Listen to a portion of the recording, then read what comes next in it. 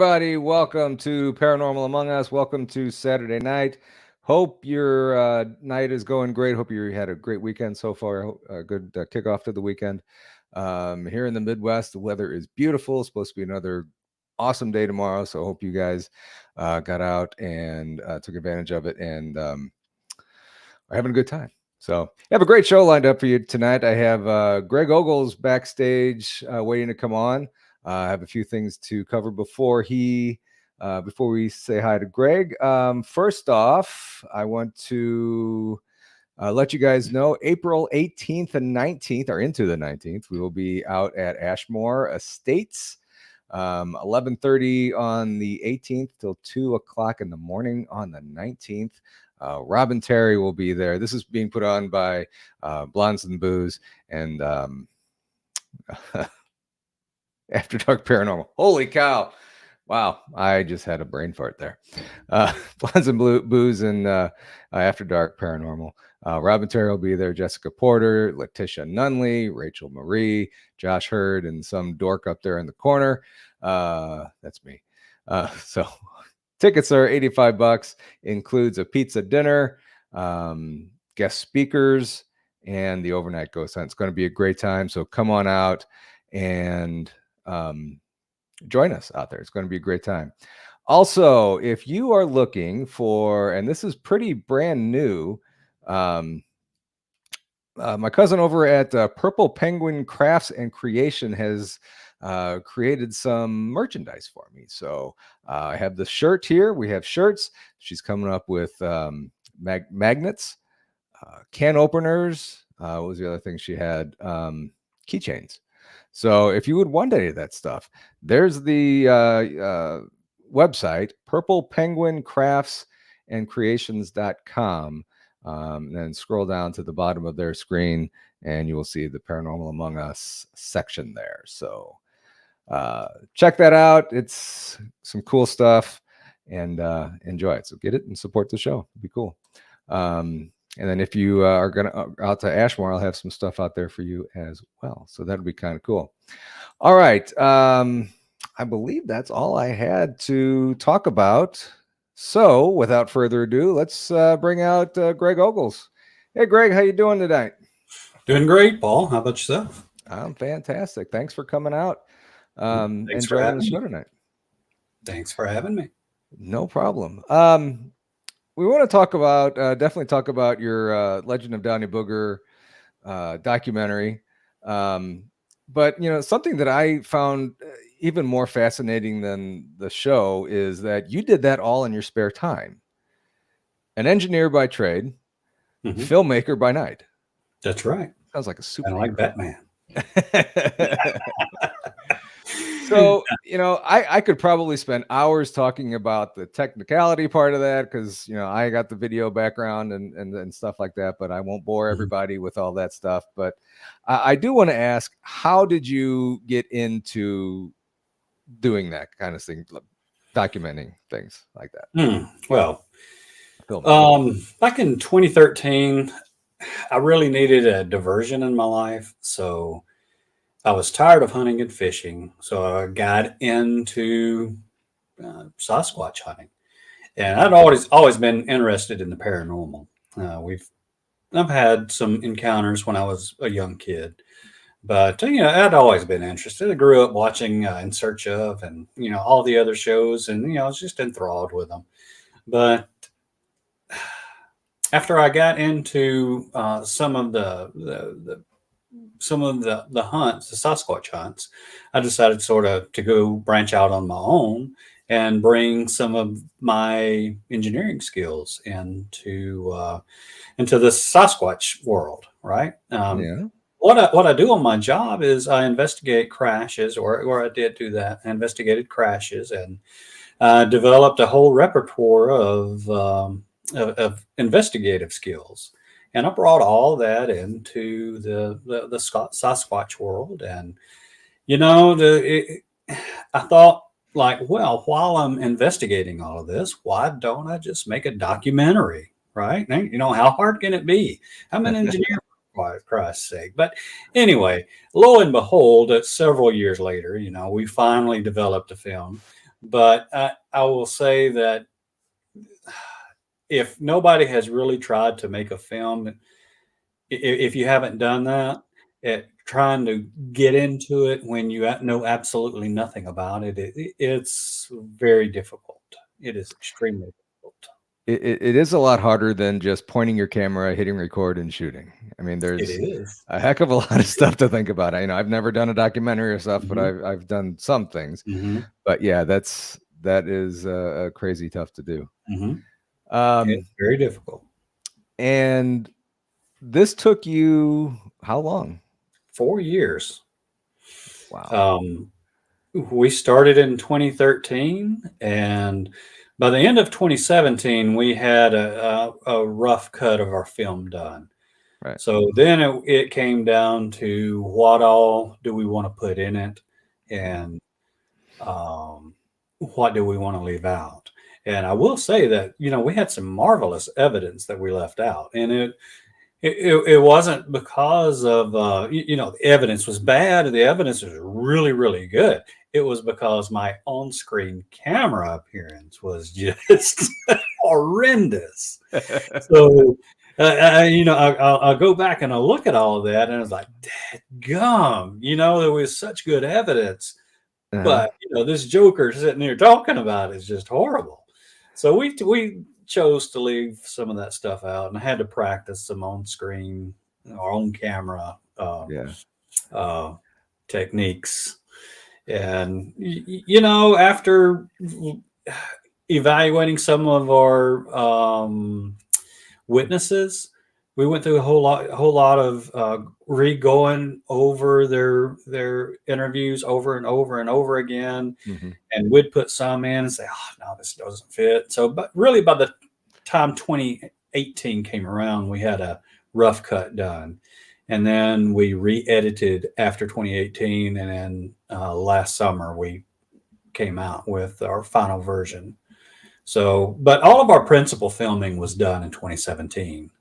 Okay, so I mean, you didn't spend 4 years shooting things No, we did. because I was We gonna did. We spent 4 years shooting, yes, right. but from 2017 until 2023, um, we didn't spend any time shooting. It was just editing, and Yeah. re-editing. We had several versions of the film that we went through, or Hmm. before we settled in on one final version. And I was going to say, for that long a time shooting, it didn't look like it in the final product. Um, Mhm. and by the way, where can people find it? I saw it on YouTube, so I know it's on YouTube. Right. Yeah. It's on YouTube, free documentaries, Hmm. Stash TV, I think it may be what it's called. Um, so it's there. It's on Tubi TV. You can find it on Apple TV. There's a host of other streaming services. Yeah. Reveal is one. There's a host of other ones. I can't remember them all, but go to Apple TV, do a Google search if you can do that and find it. But Tubi TV, it's there for free. However, I will say that our publisher contacted me a couple of months ago now, Yeah. and our film was selected to go out on DVD. So they're getting together with a couple of distributors, and they're going through all the licensing and doing the artwork for us and everything, and it'll be in Walmart's and Best Buy and all those other big stores and Amazon and all that in probably about a month. Now that is awesome. That for your first go at this, that is pretty freaking cool. Yeah, Pretty I cool. was really proud and grinning from ear to ear when I heard that news. There you go. Thank you, Catherine. Thanks, Yeah, Kath. that's really cool. Hmm. And okay, so getting back to the content of the Downey Booger, Hmm. um, you're saying backstage we were talking that you got pretty lucky on your first go round shooting. Absolutely. Um, Brent and I were out in the woods And we picked a very good spot, according to some of our other researchers that we contacted, and they pointed us in some general directions, and we took a map, and um, we used some of the topographic information from the map, and we picked a spot. And lo and behold, it was a fabulous spot. We came across, we were in the woods maybe 40-45 minutes, but it's deep in the woods though. We came across this pond, and there's like small little hills on both sides of the pond.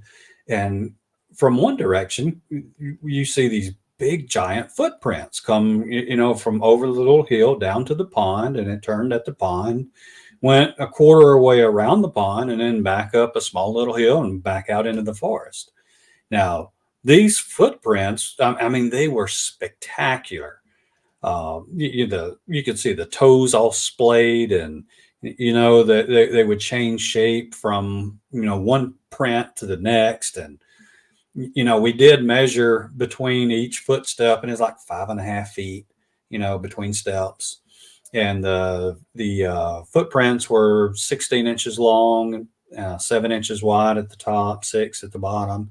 I mean, they were spectacular prints. And it was a trackway, and we still have this on film, and it's good stuff. But again, this is the early stuff where my on camera presence was just horrendous. So we go, we document that as, we thought we did great, but anyway, at the time. So we go continue off in the woods, and about a quarter mile away, we come across this field. Okay, and in this field, we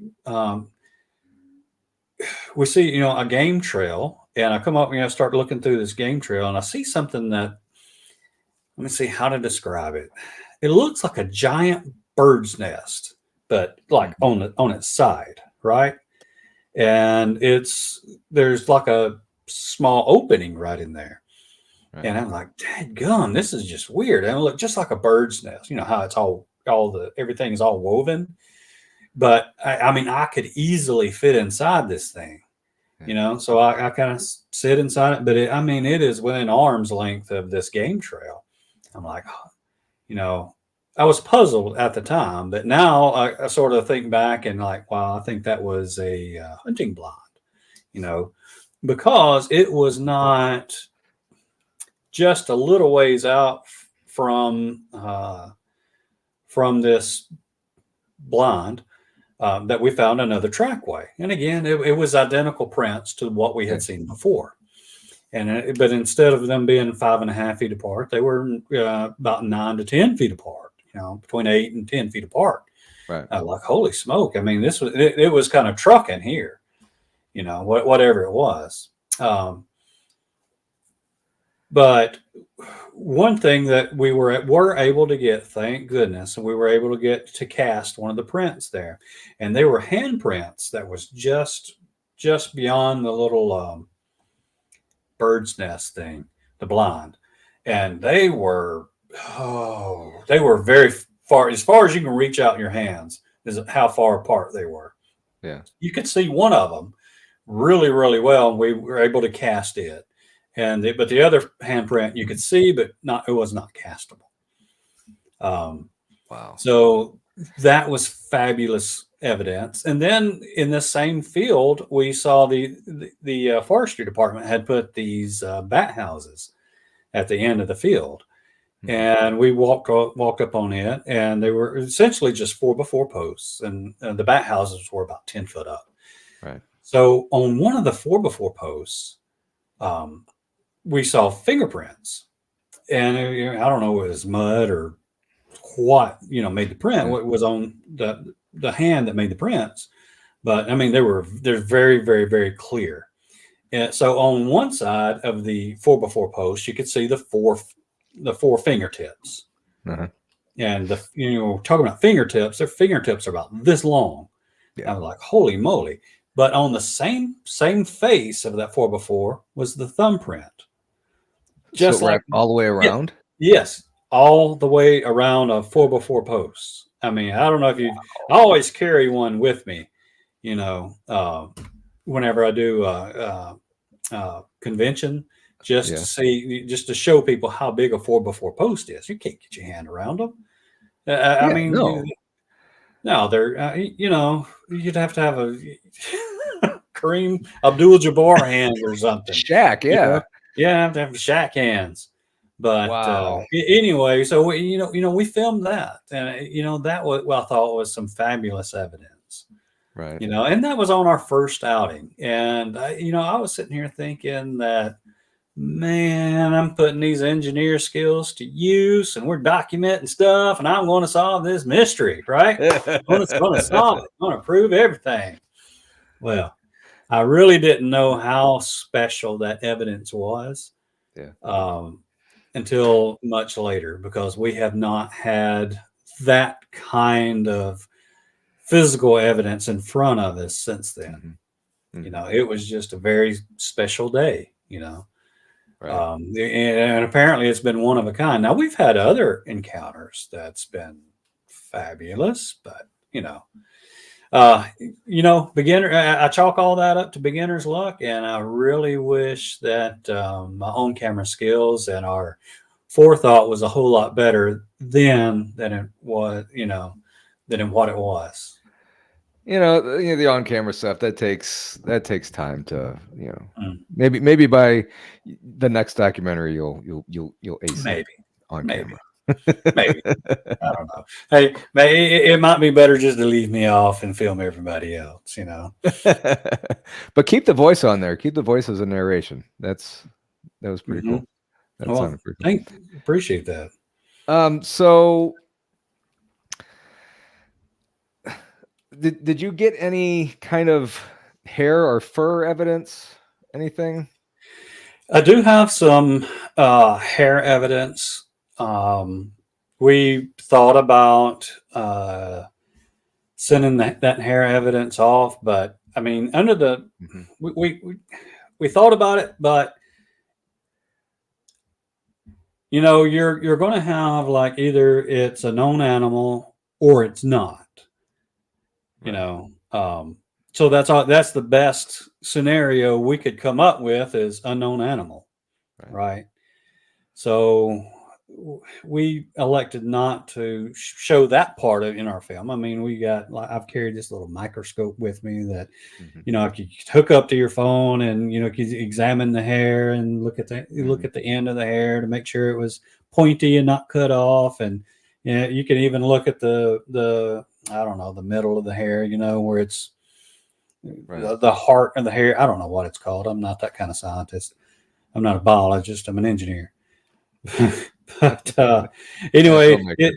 yeah, that little the part in the middle was barely visible. So Right. we're like, hey, this is a good candidate, but I don't know. Yeah.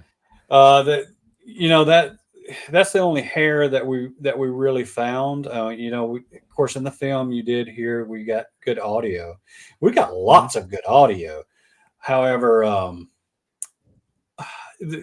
this is a note to all the young filmmakers that might want to do this kind of stuff. Don't don't try to do audio in May, especially in Alabama. Yeah, How's that? because May, we've got these things called whippoorwills, Oh.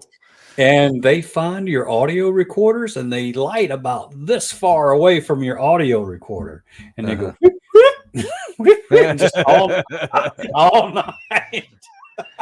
That would drive an audio engineer crazy. Yes. Yeah. Yeah. So, I mean, even running it through Audacity, our program, just to see everything else but the whippoorwill, was still difficult. I will say now, some of the things that we didn't put into the film was the weird stuff. And, that was one of the weird things that we caught. Now, I left an audio trap out. And of course, it was in May. But in between the little whippoorwill cries, you could hear this drumming, this doom, doom, doom, doom, doom, doom, doom, and these Indian chants, what sounded like Indian chants. Yeah. I'm like, oh, did I pick up a radio station or something? But there's no radio stations around here that plays that kind of music. So I really think I caught, like a ghostly type phenomenon. Yeah. And it would be pretty hard to pick it up in the middle of the woods too, I would think. It would be. I mean, Bankhead Forest is huge, Yeah. and that's where we were. We're in the heart of Bankhead Forest. Hmm. So, but that was one of the instances that, we have some evidence that um, was really good, but there's things that that was either corrupted or there's unexplained noises or the just the batteries died, or there's a host of things that happen to you as a filmmaker when you're out truly investigating this kind of stuff. Right. We're not pumping out 20, 30 episodes a year, so all of our stuff is real, and to get real stuff, it takes a long, long, long time. And I say it was quite challenging. Oh, I bet. Getting back to the Indian chanting, Mhm. Krista, Dogman Eye Candy question: is this area Native American land? Yes. So, And I will say, I mean, there was this one time I went into this cave, and I went into the back of the cave, and there was a very, very old fire ring. Um, and there was sand used to be sand back there. And the sand was so old that it hardened. I mean, it was almost like concrete. And there was small footprints, human prints, you could tell. And I thought that, wow, that was such a special moment, because that obviously it looked like kids' feet, really. I mean, they were kind of small. And I was like, wow, that's spectacular. I'm not even going to take a picture of it. And I'm just going to hold that for my own memory, and exited the cave. But short story or short answer is yes, it was. yeah. It was American Indian lands. Now, Absolutely. you mentioned something fascinating that I mean, it's not really fascinating. It happens a lot in investigations that your battery's drained all the way down. Mm-hmm. But Yeah. what happened after that was even more interesting. Yes. Yeah. I mean, this happens to us even to this day. Just even, for example, we went on an investigation a couple of weeks ago. We interviewed a guy. We're doing a second film, so this is going to be on our second film. So I spent days charging batteries for our main camera. I had 10 batteries, and they were all fully charged when we left. And when I got there, um, all 10 of those batteries had drained down to zero. Uh, and it was not only that, it was the batteries in our audio recorders and our audio mics, and Mhm. just all of our batteries had just drained down to zero. And we're like, holy crap. So while we were in this area, we had to use extension cords going over to like our trucks, and using an overpowering amount of power, Right. insurmountable amount of power going to our cameras, while Now, we were in this. real quick question: the cameras that you use, were they just what size batteries were they? Oh, they would be about this size. Okay, all right. Yeah, Because I they're know about the old cameras had blocks like this big, Mhm. like the old broadcasting cameras had blocks this big, and they would be hard to drain real quick. Yes, and yes, yeah, I'm actually going to try to get one of those for our camera. Yeah. Um, All right. I'm sorry. I just wanted yeah, to. no, it's fine. It's actually a very, very valid question, because yes, those are very hard to drain, and that's Mhm. exactly why I'm going to get one of those. Yeah. But I didn't imagine that all 10 of those batteries would drain down. But the most interesting thing is as we were interviewing our subject, we got away from this one area, and the further we got away, we had batteries just to power right back up. I mean, they went down from like 10% all the way up to like 90. It was the darndest thing. And as we got away from this area, we were able to film unencumbered. When we got back to that area, same thing happens. And batteries go back down to zero. And that's happened That's in crazy. multiple places. Yeah, that's happened in multiple places, multiple times.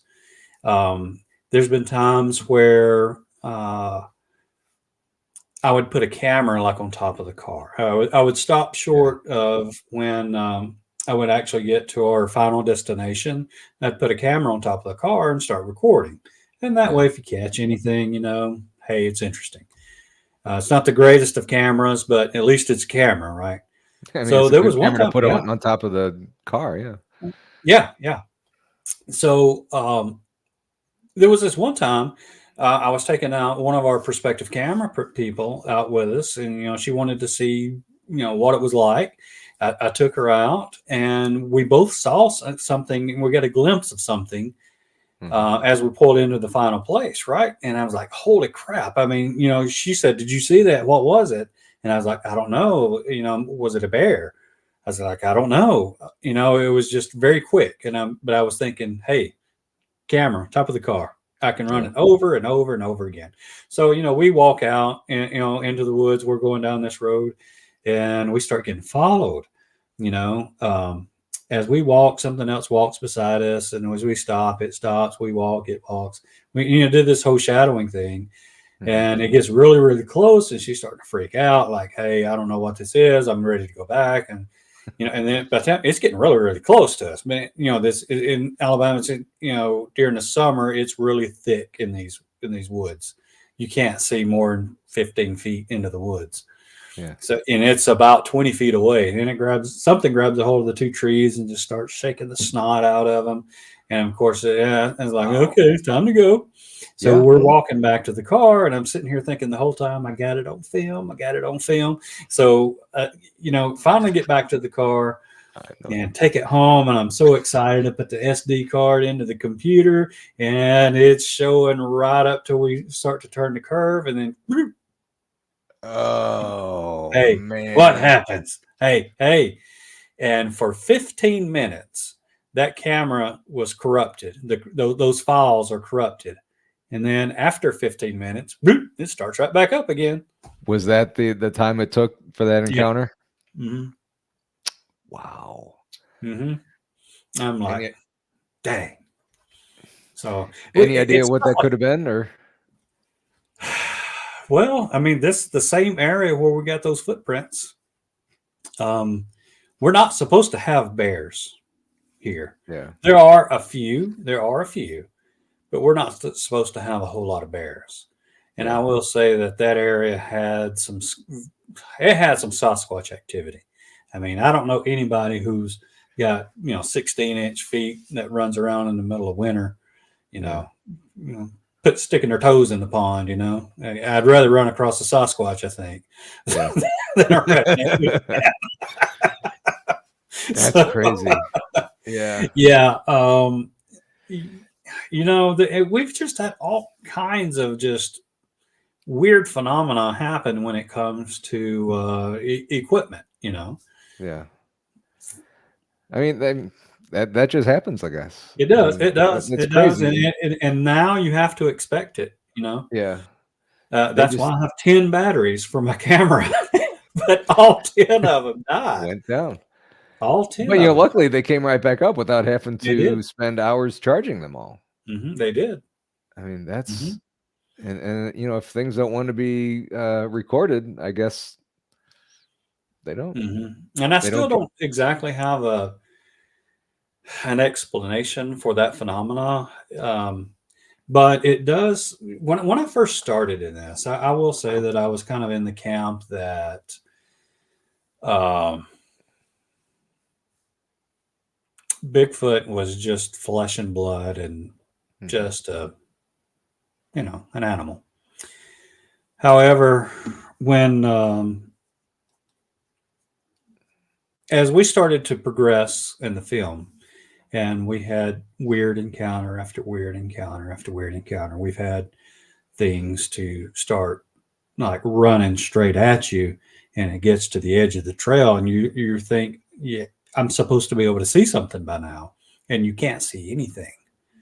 There was one instance where a small group of us went to North Georgia, and we had a FLIR, and we topped a small little hill and was looking down, and we saw a hot subject. Well, at first we kind of stopped, thinking, well, if it's a bear, let's hold off, and quickly surmised it was not a bear. I actually thought it was a rock, that like a big boulder just giving off heat. Right. And about 2 minutes into it, the boulder started doing this, started rocking back and forth, right? And about the time it started rocking, pebbles or acorns or things just started being tossed from a different direction, not at us, but kind of toward us. And I say to the lady holding the FLIR, like, look, don't take the FLIR off. This is a distraction. Don't, for whatever you do, don't take that FLIR off. And the objects kept getting bigger and bigger and bigger. And, finally they're good sized rocks, being thrown, and sticks and things. And about the time they started getting, fist size, the object that we're looking at stands up. And when it stands up, it stood up just up straight. You could see its arms and his face, the facial features, the fingers. You could see everything on it, and we all said in unison, it stood up. And as it stood up, a log was thrown through the woods. Huge log. And it scared the lady with the FLIR to death. She thought, oh my God, that's got to be a bear, right? So she does this, turns one way, sees that it's not a bear, turns back. Subject's gone, completely gone, nowhere to be seen. Wow. Just that fast. Wow. And it's gone. So it was about that time, I started to really change in my focus about what this is. Yeah. We saw lots of orbs associated with Bigfoot. And, if you've seen the film, the light at the end of the film, you can see a light in the woods that we're actually filming. That's an orb. And these orbs, they were long lasting. They would be there hours with us, hours. Wow. And, they're just, and I call them LPs now, luminous phenomena. I don't know what the heck they are. They exist, and they're either intelligent themselves or under intelligent control, because they interact with you and they'll follow you if they want to. Other times they'll just do their own thing.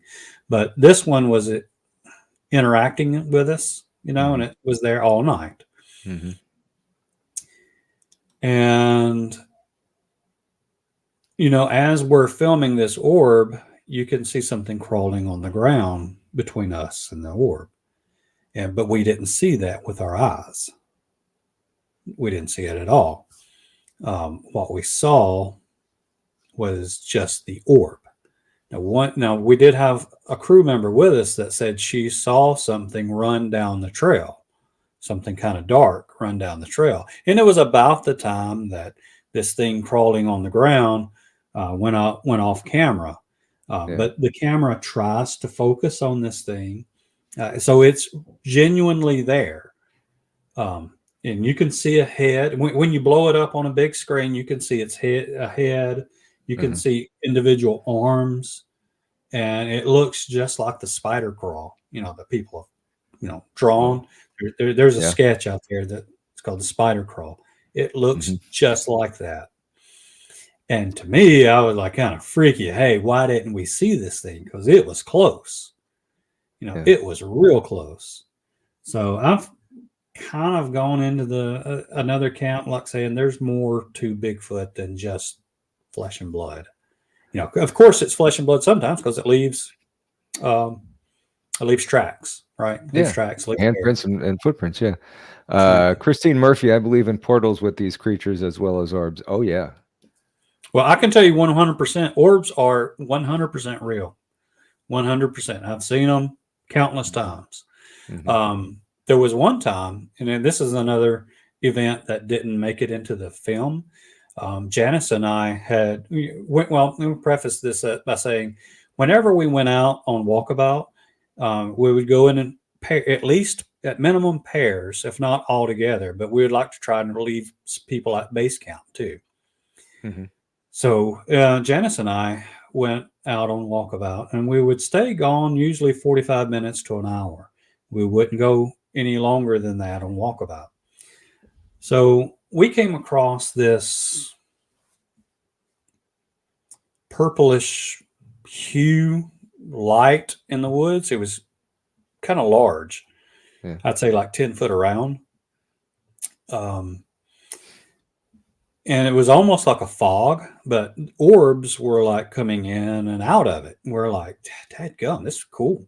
So we stood there and watched it for, a little bit, and then it dissipated, right? And then the orbs just disappeared and things got quiet, and we're like, okay, well, time to go back to camp. And we were gone maybe what we thought was an hour. Hmm. So when we got back to camp, they're like, Brent and her son was like, why were y'all gone so long? And we're like, what do you mean gone so long? And they're like, you were gone 5 hours. I'm like, what?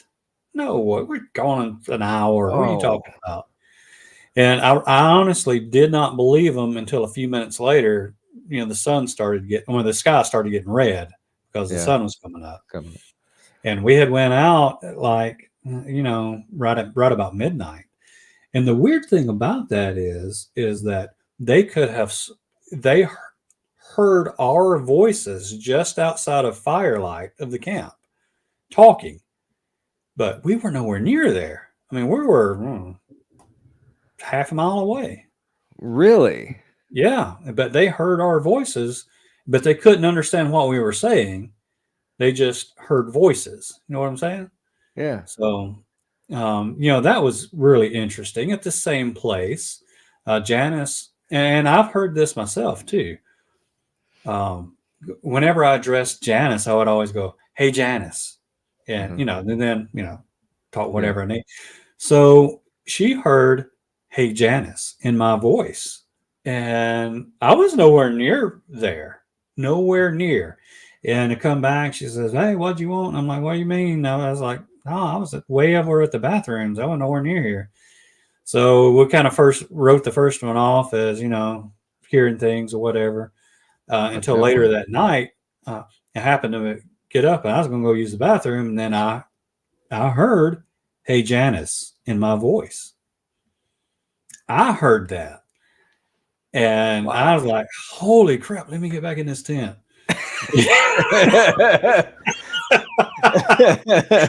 So, I don't know what that is. No, doing No, that. let me get out of here. Well, I mean, it was pretty late. I mean, like, I was Yeah. tired, but Wow. yeah. So I've heard it, and that's not been the only time. There was another gentleman. His name's Paul. We were in North Georgia, Good and guy. it just happened to be the same expedition where we saw the Bigfoot stand up. Uh-huh. He heard um, in my voice, "Hey, Paul," and I was off on that expedition where we saw the thing stand up. And he was It just nowhere near you. happened to be that at that same time. Wow. Hmm. Wow. And there was other witnesses that heard that. It wasn't just him. It was other witnesses that was with him. Yeah. And I was like, I wasn't anywhere near you, Paul. Oh man, that's incredible. Um, Hmm. Getting back to the time that you guys lost, Krista, what do you think happened to you during that time period? I don't know. From my perspective, nothing. We walked down, we looked at the little orb portal thingy, we walked back. It was that simple. And I have no then memory of doing anything else. I mean, from my perspective, we wasn't gone long. oh, and then you didn't come back with any marks or Mm-mm. nothing wrong or anything? Wow, or Mm-mm. nothing different? Now, to my knowledge, we haven't been attacked or anything like that. We've had some spooky moments, but not attacked. Yeah. Wow. Um, you know, going back with with all this footage that you have, and you were saying that you have some great evidence that didn't make the final cut. How Mhm. did you go through and determine what made the cut and what didn't? It was mostly just based on my camera appearance, um, or lack thereof. I'm lucky I Um, didn't spit all that water out. I just talking about camera appearance. But yeah, it was mostly just based on my camera appearance. Um, it's more difficult than you think to to have a pleasant appearance on camera. At least it was very difficult for me because I have a speech yeah, impediment, a stutter, and it it was very difficult for me to overcome that when I was young, and I still deal with it today, but I'm better at dealing with it. yeah, So we would take images of some of the evidence we've got, and you can see bits and pieces of it in the quick stuff. At the end of the film, you can see bits and pieces of some of the stuff that we caught, but mostly we would look at it, and if I would look at it, and I would judge myself, and I'm like, Brent, that's terrible. I'm not using it. yeah. I said, it's horrible. I'm not going to use that. And it'd be like, well, we could dub your voice. He was kidding, Yeah. kind of like Arnold Schwarzenegger. We could dub your voice. And I'm like, Yeah. oh, Brent, and there was times where I would forget where I'm at, because I'm in Alabama. You Yeah. know, we have What a do you mean thick you would accent. forget where you're at? Well, okay. If you're around a lot of people from certain areas here, Yeah. I'll forget to talk properly, and I'll be like, "Hey, how y'all doing?" Oh, okay. you know. So, yeah, I'd forget where I'm at, sometimes, and you got one shot to do things Yeah, that's at true. times. So, yeah, and that's one of the most frustrating things about it is you've got one time to do it because we are weekend warriors. Yeah. We don't have the time to do 1,400 takes on things like in Hollywood. We Right. have one time to do it, and we'll do a few takes on some things, Yeah. but so some of these some of the takes where it's you're right there in the evidence. It's just that one time. You know Hmm. that's all you have to. That's all you've got. Yeah. And the first one, is under your belt, and the Mhm. second, third, fourth one, I mean, you'll get it. It'll Right. Yeah, it, exactly. I mean, we know how not to do a film now, there you go. you know. Uh,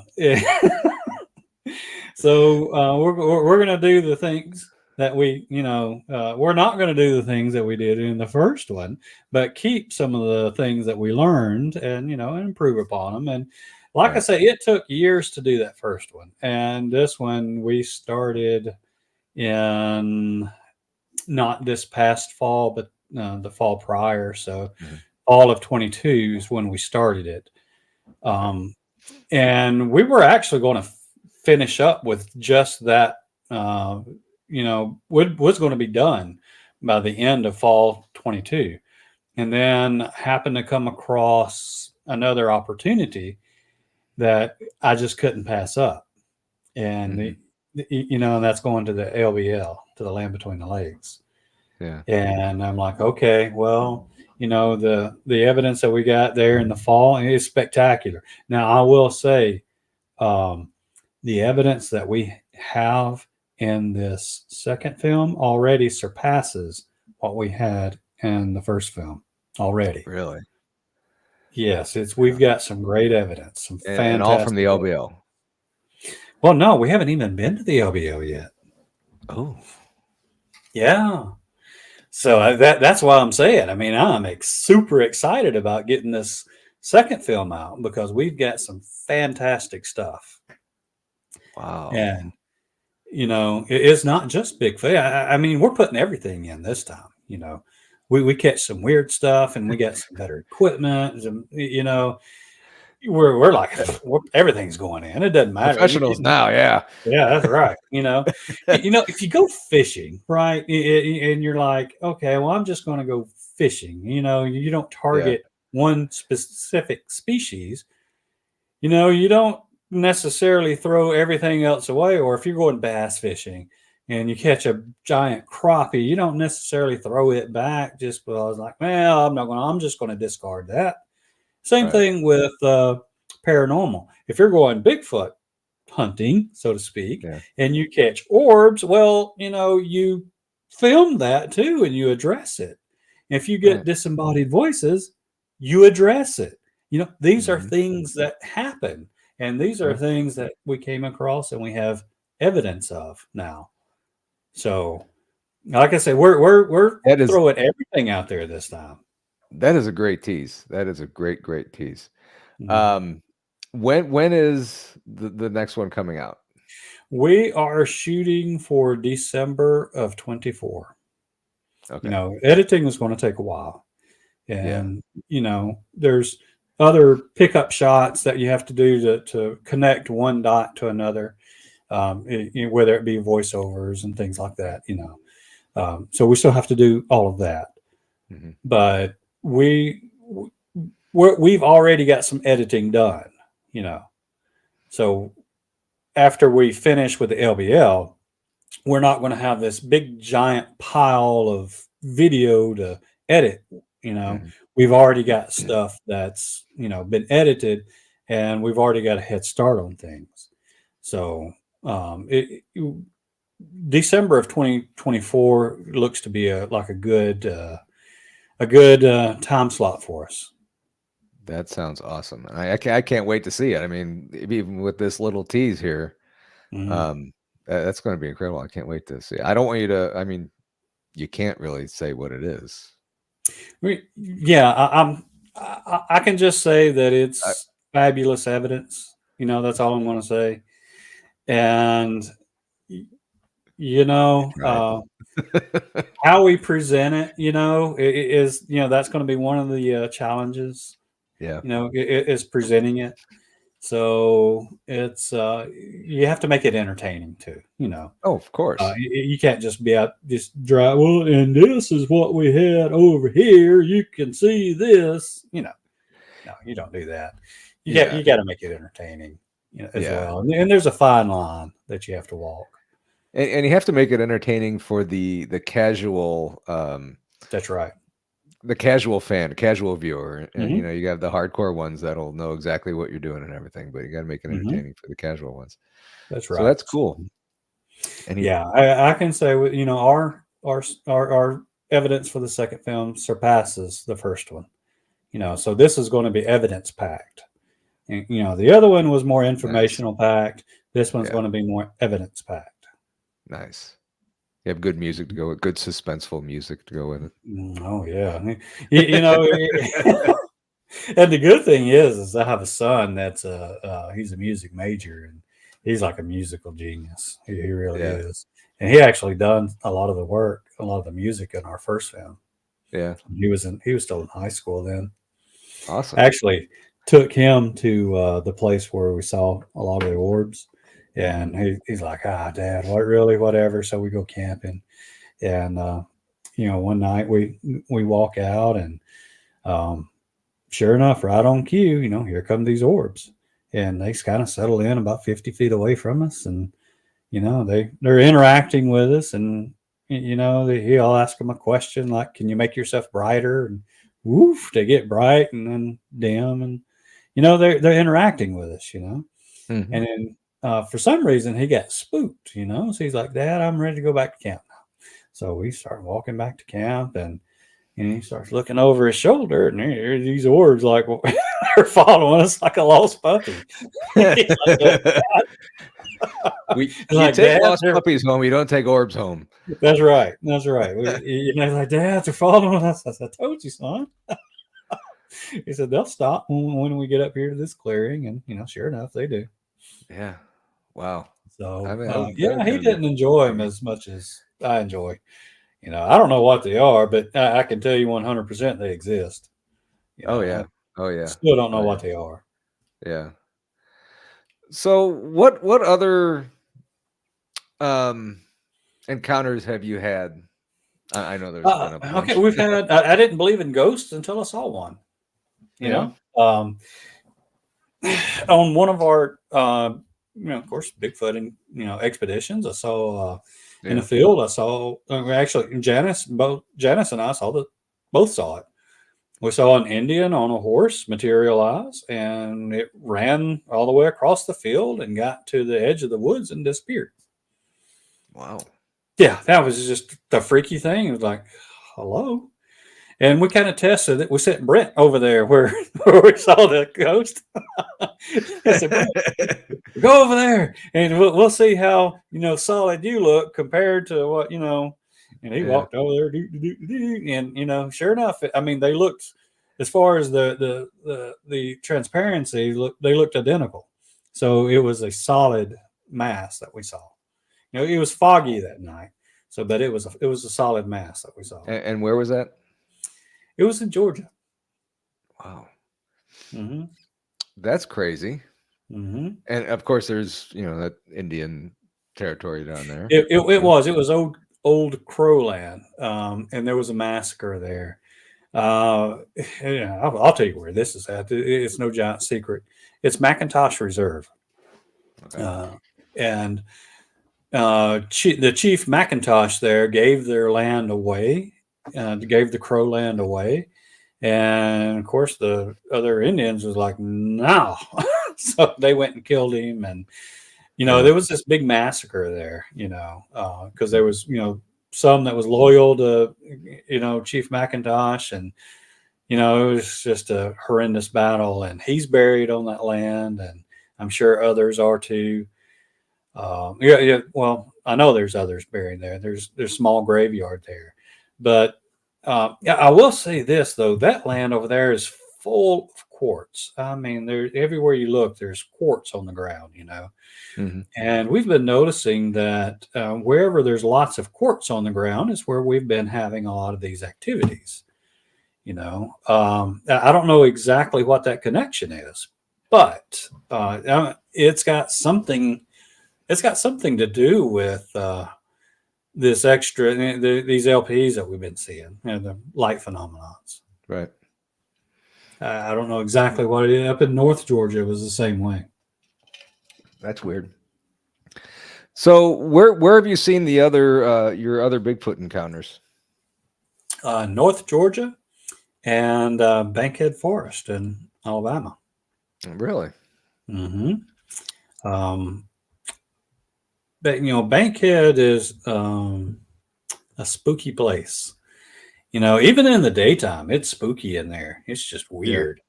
Yeah. There's certain woods you can go in, and there's like a park in there. But you go into these woods, and it's like a haunted house. Mm-hmm. You go in, and it's just spooky. You hear the all the time. The wind blowing through the trees, and it's just weird in there. Sometimes basements and wooded areas are kind of the same. They can both be spooky. Mm-hmm. And I don't know why that is with the basements. And well, I don't either. I've got a basement and I've got a Casper. Really? Yeah, I certainly do. Our house is new, so nobody died in here. Yeah. It's the darndest things happen. It loves to play with the garage doors. It actually broke one of them because it just, garage doors just go up and down, weird hours of the night. At first you think, oh, it's an electrical problem, blah, blah, blah. But, you combine it with doors shutting and hearing footsteps and, my stepson's girlfriend heard a woman's voice down there, and I've seen it twice. And to me, it just looks like a little blurry brown blob just runs across the bottom of the near the floor, But I've seen it twice, Really? and it stays in the basement. Well, most of the time it stays in the basement. Sometimes it gets upstairs and walks around in our bathroom, and you can hear it walking. And I'm like, man, cut it out. I'm trying to sleep. But as far as and I have woken up with some weird scratches on my back, like on my back and on my side. Really? Yeah, I have woken up with scratches. So In the house you're in now? in the house I'm in now, yeah. Wow. Mm-hmm. Did you recall any dreams that you had? Oh, when absolutely. You had these scratches? Yeah, absolutely. Right before, not too long ago, I had some serious back problems, and I had to ultimately ended up having to have an epidural. But the night before these serious back problems started, I had a dream about this. It was a creature. It kind of looked like a sleeve stack. The old TV show Land of the Lost. Yeah. There's these old green sleeve stacks on it. Kind of looked like a sleeve stack, and it was like swiping at me or something. And it was kind of startling. It actually woke me up. And some people might think it's just because your back was hurting so bad. Well, maybe, but I did have some marks on my side, and I actually showed them to Krista. She's watching. She'll vouch for those marks. I showed her to. I was like, hey, I thought I was being attacked. Yeah. So yeah, and some weird things has kind of happened here. It's kind of weird that since I started doing this podcast that things have been happening here a little bit too. I mean, I've heard voices, haven't seen anything, but it is weird. It is weird. It is. I don't pay any attention anymore, except when it's trying to attack me. I mean, that's not cool. But that's things happen here. I'm just like, whatever, dude. Yeah, I mean, if it's not hurting or I mean, if it's a Casper the Ghost, I mean, that would be. Mm-hmm. All right. Do you know any history of the land that you're on, or? Beyond my grandparents owning it, I do not. Well, I do know that. I mean, all land here was old Indian land, all of it. Yeah. So, yeah, there's arrowheads that's found here and there. There was actually my uncle had found an Indian woman that was buried up under a rock on his property, and she was. It was just a skeleton at that time, of course, but he had opened up the rock, and then there she was, and she had like a little basket and stuff with her, and so yeah, there's Indians that were here. But like I said, nobody has died in this house because it's virtually new. Yeah. So, but my parents' house is they live a few doors down, and their house is haunted. So Really, what's going on there? Oh, gosh, all kinds of stuff. You hear footsteps all the time. Stuff going up and down stairs. Doors will open and close. Yeah. Typical stuff. But again, after so long, you get used to it. And the first time my wife and I were staying in up there with him one night, and it gets into the walls, and it sounds like there's a drum fest going on in the walls sometimes. And she was so freaked out that first time. She's like, "Oh my God, what is that?" I'm like, "Don't worry about it. Just go to sleep." Don't worry about it. Yeah. So she didn't get a wink of sleep all night, you know. Oh no, I wouldn't imagine. There's that thumb again. Um, so when I do this, I get a thumbs up on the screen there. Just Oh, kind of cool. kind of cool. Does it do it when I do it? Nah. Mine I don't think do you have it. to Yours is special. hold it. It's it's Okay. something to do. I'm on a Mac right now, so it has something to do Oh, with okay. an Apple computer. So All right. I at first when it first happened, I was on with Krista and Brandy, and we didn't know what it was, and we were all kind of, oh, what's that? What's that? So, and Mm-hmm. somebody told me it was the thing. I was kind of disappointed, but you know, Mm-hmm. when we were talking ghosts and Yeah. stuff, that would have been cool. Um, Mm-hmm. Anyway, um, the Bigfoot encounters you've had. Have you actually seen the Bigfoot? Only through FLIR. That one Okay. we saw in FLIR was really clear. With my eyes, only the glimpse. Um, so that encounter where you're like face to face with them, I've not had that. Mm-hmm. You know, that's one thing. I've had all the other anecdotal evidence, Yeah. screams, stuff thrown at you, seeing prints, and, everything, hearing the weird noises that they make. There was one time I was out on an expedition, and, right up behind me, I heard, that sound happen, and it like freaked me out, like, hey, what the heck was that? Yeah. The guy that was with me said, oh, that's whatever name he gave it. He says he does that all the time. He said he likes to try and sneak up on you. And A spirit or? no, it's like they call him Oh, big, okay. Okay. but he says that, and this is kind of what got me into thinking, well, that, Bigfoot's kind of more than flesh and blood, maybe, is because there's times you should be able to see something and you can't. I mean, it's Mm-hmm. just not there.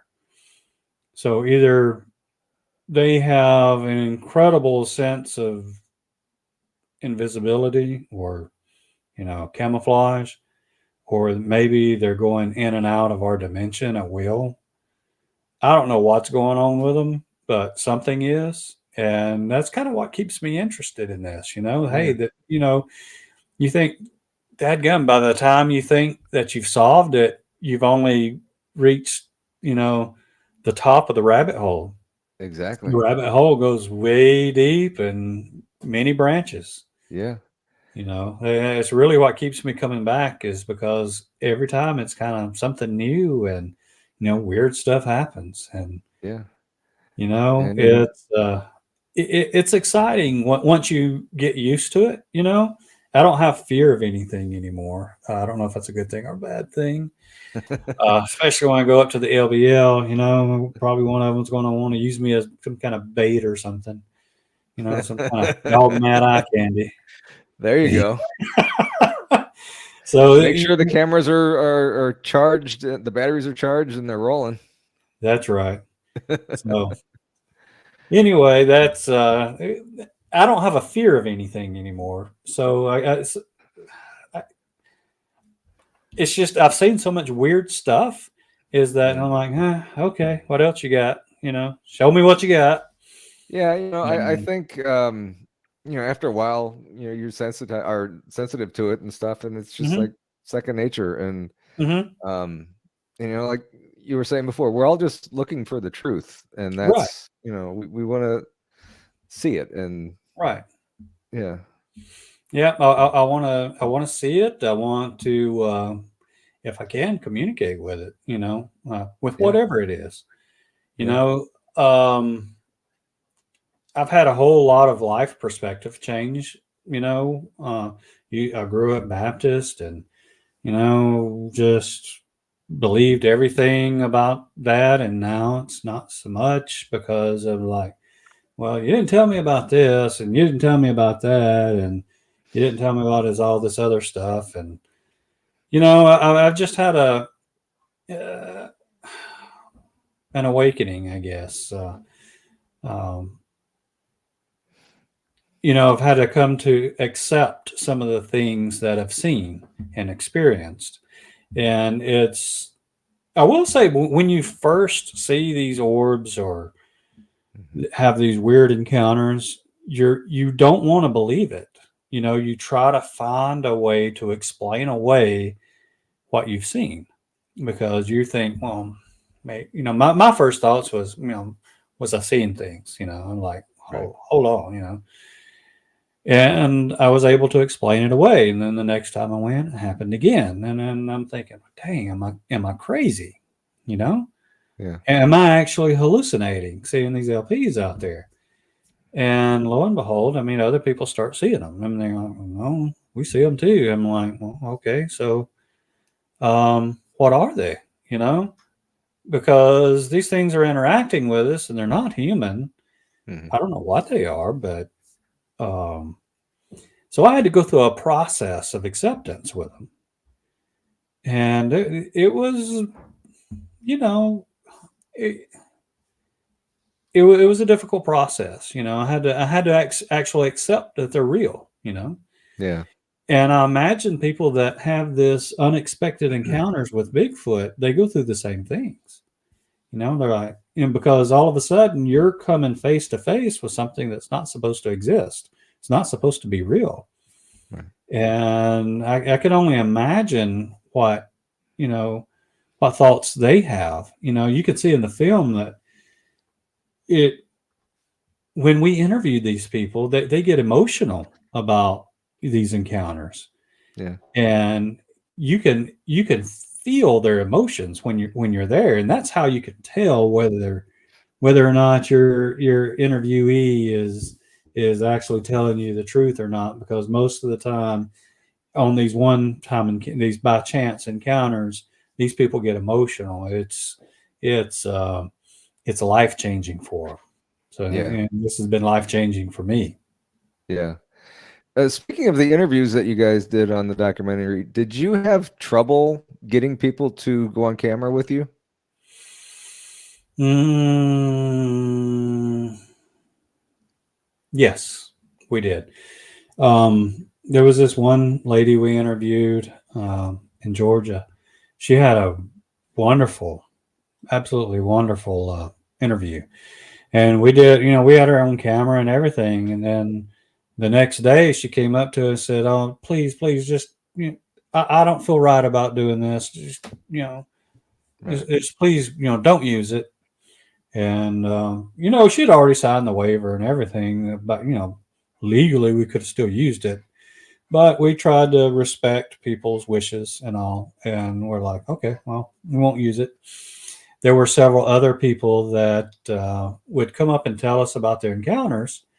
And we're like, would you want to, tell the world Mhm. about your encounters? And they're like, no, I don't think so. They weren't comfortable, telling that story. Yeah. Um, Jason, the guy in our film, he talks about seeing one when he was a kid and actually touching one, when he was picking berries. Yeah. It took him he had to muster up the courage to do it as well. And you can say he gets emotional as well in the film, Yeah. but he had to muster up the courage to do it. So yeah, the short answer to that is absolutely yes. Yeah, there's still a lot of people who are not comfortable telling their story. Yeah. And that, I guess that's, with just any kind of experience too, that would people would be Hmm. uncomfortable trying to come up with that. Hmm. Maybe for fear of being ridiculed too. Hmm. And I was one of those people. I had an encounter when I was a kid. It wasn't a Bigfoot encounter. It was an alien encounter. Yeah. And I didn't talk about that for up until recently when uh, it was right about when Skinwalker Ranch came out, and the government finally said, okay, Hmm. these UFO stuff is real, and blah blah blah. Came out with that report and all. is when I finally felt comfortable sharing my story. And when I was a kid, it was my two older brothers and two older cousins and myself, and we were on a road going walking to my grandmother's, and Right. this big giant light shined down on us, and the light, it's almost like you could feel the light, like like it had a static charge to it, an electrical charge. Hmm. And I remember trying to look up, and it was so bright you couldn't. It hurt to look up, you know. And then my next memory was being on my grandmother's porch with all of us. And I'm sitting here thinking, wow, how is the light coming through the porch? Because it's a covered porch. Right. And then the light lifted up. It didn't shut off. The light went kind of lifted up. And, I didn't go out and look at the craft. My oldest brother did. And he said it was a giant triangle. And he said it was gargantuan and just kind of went boom, like Star Wars, just gone. Wow. And I was just a little guy then. I mean, I was real little, and I remember being terrified from it. Yeah. And I didn't talk about that encounter until just very recently. So I understand how these people feel. Yes, I mean, just from experience. I mean, I understand how they feel. Yeah. That's crazy. And this was Hmm. in Alabama? It was. It was in Alabama. Um, and there were actually another encounter that was similar to that somebody else had, and it was near here. It wasn't exactly right here where this happened, but it was near there. Somebody else had a very similar encounter. Really? Yeah, and they weren't Oh. shy about talking about it. Yeah. Um, Yeah. but with us, I mean, I remember being in the road, and I remember being on my grandmother's porch, but I don't remember how I got from the road to my grandmother's porch. So again, that's another instance of some More. missing time. Yeah. Wow. That's crazy. And I recently talked with all of my brothers and my cousins about that, and we all Mhm. have the exact same memory gap. We all remember being in the road and on the porch, but we don't remember how we got from the road to the porch. Do you know how much time it Oh, was man, that you I guys have no lost? idea. Yeah, I have no idea. I don't remember. Again, I was very little, Yeah. um, so that Wow. much detail I don't remember. Wow. Wow. That's incredible. That's that's really interesting. Hmm. Um, and then you come out with it right around when Skinwalker comes out. Yeah. That's awesome. Couple things. I don't know if you can share this or not, or if you even have it. Oh shoot, I just lost it. Do you have a title for for the documentary that's coming out, or can you We share? don't yet. Sometimes titles are dictated by what you have in the film, Hmm. and we've got some incredible stuff, but we're waiting to see what happens in the land between the lakes. You know, now we know something's fantastic's going to happen. I just don't know what yet. So we don't have a title for it, not yet. And actually, I mean, we're soliciting title names. I went on another show not long ago and saying, "Hey, if you've got some fantastic title names for, you know, a film that is at the land between the lakes, you know, put it out and we might use it." That's incredible. I can't use that. Hmm. I Yeah. don't know. Trying to think. Well, that's awesome, and that'll be coming out. And when you're going down to Land Between the Lakes to shoot that? Well, we don't exactly share when we're going to be there because we don't want hoaxers to come in and actually find us and try to hoax us. Right. So, I mean, it's soon, but we're not going to divulge exactly when we'll be there. Awesome. Well, that'll be very interesting. I can't wait to see it. Unfortunately, we have to wait till December uh, Hmm. this year. So, but it'll be worth the wait. I'm sure. I'm sure. Hmm. And are you comfortable seeing yourself on TV? Well, yeah, now I am. Well, good. That's awesome. Greg, thank you so much for joining me on a Saturday night. I really appreciate that, and all the stories that you shared. Mhm. And again, congratulations on the first documentary, The Legend of Downey Thank Booger. you. And make sure that you guys go out and watch that if you haven't already. Some awesome stuff that he talked about in here.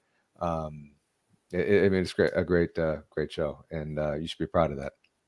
Thank you. So, Appreciate that. one thing that I want to share with you guys, if anybody's still up later on tonight, The Late Show. The Late Show? Can they use that? The Late Show with Krista and BMR. I like that title. Midnight Eastern, 11 Central. If you're still up on over on BMR's channel, that'll be a fun show for sure. Thank you guys for watching. I appreciate you all. Until next time, everybody, we will see you on the next episode of Paranormal Among Us. Thanks for watching, everybody.